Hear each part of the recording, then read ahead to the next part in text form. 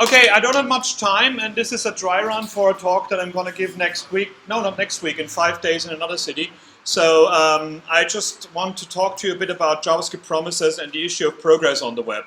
I'm Chris Hyman. I work for Microsoft on the Edge browser and the Visual Studio Code editor. I'm not here to fix your Internet Explorer problems because this browser is dead. Instead, I want to talk to you about how we approach web development, how we approach JavaScript especially. And I'm getting really tired of hearing the same messages that we've been giving for the last 20 years. It's great, it keeps old people like me in business and people want to see me talk about it, but I'm getting very tired of saying the same things everywhere and hearing the same arguments all the time as well. So without further ado, you might have heard of the 10K competition that we're having right now with the list apart, where you can build something in the web for 10K size and you can impress your friends and become successful and have a wonderful life afterwards. And we set this site up. Everything in that site is 10K itself, the site itself, the build scripts and everything, so we made a really, really good job with that. And we host it on Azure for you, so you don't even need a server to do something like that. I wasn't part of setting it up. I just saw the competition and I'm like, cool, I'm on a plane, let's build something cool in 10K. So I built this little game that actually gave you the name of a CSS color, and then you have to click it to find that color.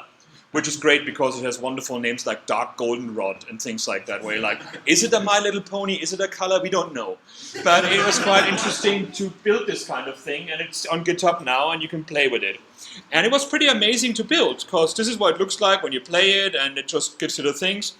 It's written on the plane, offline in roughly 2 hours. I just basically, on the plane, I opened my laptop, and I started playing with the thing and started writing it. It works on desktop and on mobile. It's independent of input and responsive. It's using Service Worker to cache content locally and can be played offline. That I wanted to basically try out, and now it is possible to do that.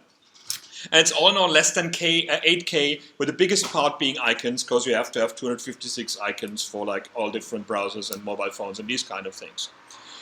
Well done. I was really happy with myself, and I released it, and I was like, this is incredible, this is wonderful, let's give it to people. Here's what the source looks like. This is the whole code of the whole thing, nothing else.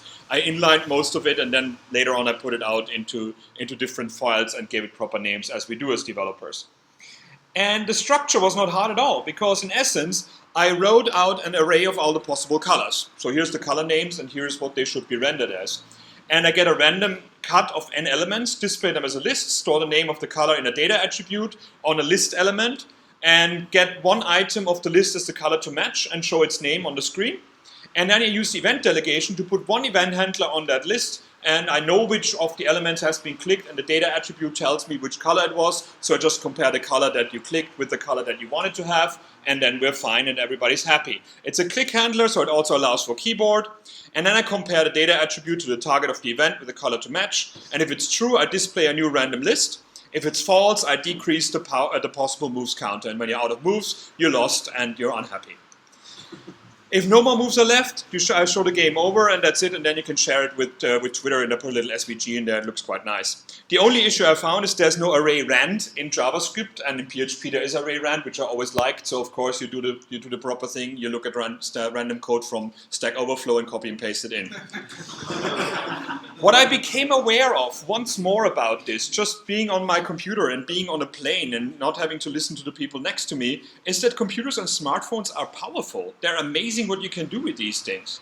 And browsers can do a lot more and a lot less random they're a lot less random than they used to be. They don't tell you like object is not defined, or undefined is not an object, or undefined is not defined, which was great messages that we got from old Internet Explorer and these kind of things. And JavaScript is flexible and has evolved. There's really cool stuff on like the for each looping and the array and for off. There's some really good stuff that you can do. And CSS has become amazing. Just like putting a bit of transition onto things makes things look pretty, as if I knew what pretty is. And developer tools in browsers give us great debugging and even design capabilities. A lot of the CSS I've written in the browser itself and just fiddle around with the numbers, and especially Service Worker debugging in Chrome is really, really good, and they've done a good job in that. And the beauty of HTML, CSS, and JavaScript is that is a package that runs on the machine of the end user. That's why it's offline. That's why I can actually use the functionality of the mobile phone, of the browser, of my computer. It's all contained in one package. Everything is running on the end user's environments. I don't have to worry about it. You wouldn't need Service Worker to make this work offline. Inlining is actually enough because it's just one document. As soon as the thing is loaded, you have it, and you can happily just bookmark it or download it to your machine or whatever. And then I read the contest guidelines. As a good developer, I started developing first, and then I talked to the project manager to see what's going on there. And it says that it needs to be accessible. That it was. I got keyboard support and everything. And then progressive enhancement is a very important thing. Something should be on the screen without JavaScript. And I've got nothing on the screen without JavaScript because I write out everything in JavaScript. That's why I managed to get it so small. And in progressive enhancement, I've been talking about that for years. I was one of the people that started that movement. And people still think this is about, like, if I turn off JavaScript, I test if it's progressively enhanced, which is not really the case.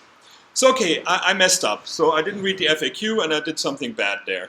And then I'm like, okay, it's JavaScript, how about I turn it into a Node.js thing and make it universal and gluten-free and all the cool stuff. And then I realized I've got 15 minutes, so fuck it, I know PHP. So I used that instead. So then I said, like, okay, let's do it progressively enhanced in PHP, which you do a data API in PHP and you render out HTML on the other side, and then you do something with JavaScript on top of that. I wrote the PHP API, we named colors as the content. I used ArrayRand because that's there now. I write out a list of buttons with the same name and the color as the value, meaning whichever one you click, that is the color that gets sent to the server. And if the color matches the button that was clicked, get a new list. If the color doesn't match, decrease the amount of moves and show the list again. And crap. Because I realized when I use everything on the client side, the list stays in the browser. I know what the list is. If I want to make that work in between reloads on clicking on buttons, I have to maintain that random list somewhere, and I have to maintain the full list, and I have to maintain the button that was clicked. So it comes up to me to do everything. The state of the application becomes my job. As we don't keep the state of the game in the browser, I need to maintain the random array between reloads.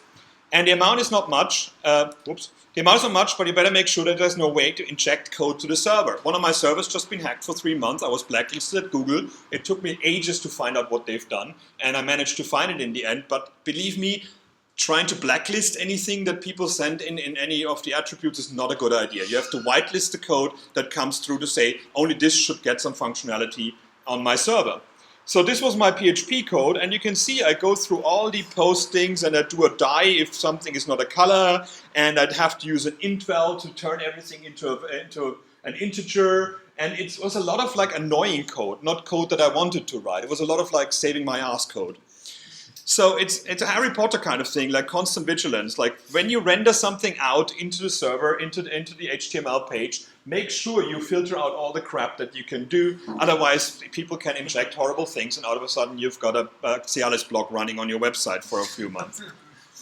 Now it works without JavaScript. Let's add some. This is cool. This is what progressive enhancement means. So basically, it's better with JavaScript, but works without JavaScript. I load the API content with Francis, Ajax. And then I repeat it to the rest of the functionality client side or do a lot of unnecessary server round trips. I don't want to do server round trips because they're slow and bad and it doesn't work offline. So the JavaScript code is almost the same amount as the JavaScript content when I wrote a pure JavaScript version. It doesn't work offline unless we also create a different API. It does work with JavaScript disabled. And it also allows bad people to inject code unless we are very vigilant in keeping our backend secure, because we're keeping the state of the application, and that is an attack point. Of course, JavaScript itself is an attack point as well, but we have to make sure during sessions what's going on there. So how about some heresy? How about the guy who wrote the unobtrusive JavaScript tutorial and the DOM scripting book telling you that the JavaScript not available argument is largely bogus and is holding back the web?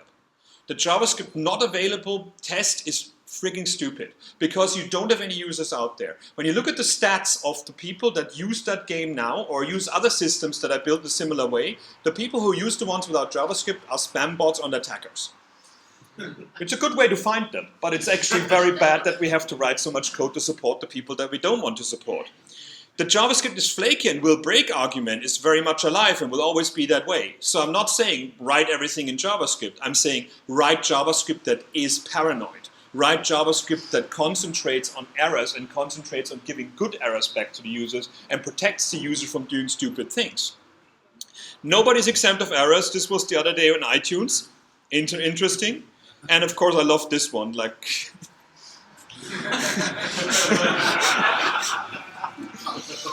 we call it programming. Things go wrong. Predict them. Try to make sure that your code is as vigilant as it can be. It's time to rethink our best practice for the web approach. Create and publish as much content independent of JavaScript as you can.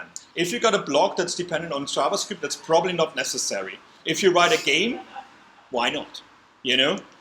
JavaScript can make things much more enjoyable, and some things are just not worthwhile to implement without. Use JavaScript to benefit from the user's hardware. We've got these great machines and these great phones. We want to carry your code with us rather than going to the server all the time. Spend more time building great interfaces, less time relying on what's there and can't break. In many cases, it's disappointing. There's great talks right now how broken input elements are, and I'm going to give a longer talk about that soon. If you meet Monica tomorrow from Google, who's here giving a talk, talk to her about this. She gave a wonderful, wonderful talk about this. Shit happens. Spend more time in creating sensible error messaging and fallbacks. Spend less time in trying to predict every possible error. The JavaScript users that turned off JavaScript are the ones that want to break your website or don't like life. They really want to make their web bad for themselves. So it's no point actually bending over backwards for them. Avoid network dependency as much as you can. That's much more important than JavaScript not being available. It's much more important that the flaky connection on a mobile phone still gives you something in your application. And security is paramount. A hacked server sending out malware or spam is worse than an app that needs a restart. So if something goes wrong in your app and it says like, well, that's it, can you please restart the app? Native apps on mobile do that. We should be okay with that on the web as well. And that's all I have, so thanks very much.